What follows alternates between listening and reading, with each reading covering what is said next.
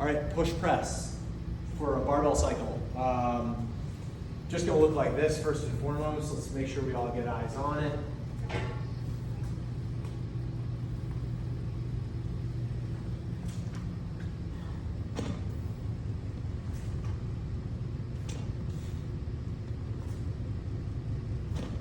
Okay, so when we set up,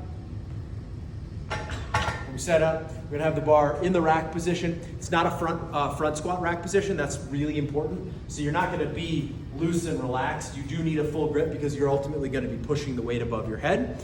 Bar sits on the shoulder. Coaches, look for this. The people should not be holding the weight up here. It should be sitting on the shoulder. Elbows won't be as high as they are on a front squat. They'll be kind of down and away. We'll set ourselves up with our feet underneath our hips. That's really important. Look at me, right? This is shoulder width apart. This is chaos. This is sumo stuff. This is hip width. The whole butt kicking tactic, when you've heard people use that, butt kicking is for establishing hip width foot position, all right? Narrower base is good for generating force. We're gonna dip 4 to 6 inches. So we dip 4 to 6 inches. When we do this, hopefully you can see it on the camera, I stay upright. I'm as vertical as I possibly can be.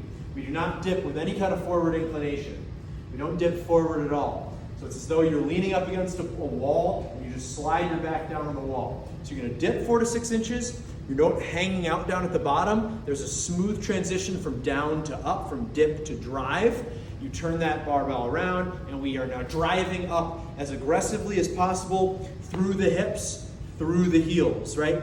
Yeah, you're gonna come up on the toes probably as a byproduct of that upward momentum of all that force, but we wanna be driving through the backside of the foot as long as possible. The arms ultimately should be following through to that good, strong finish in that overhead position. So one more time, looks like this.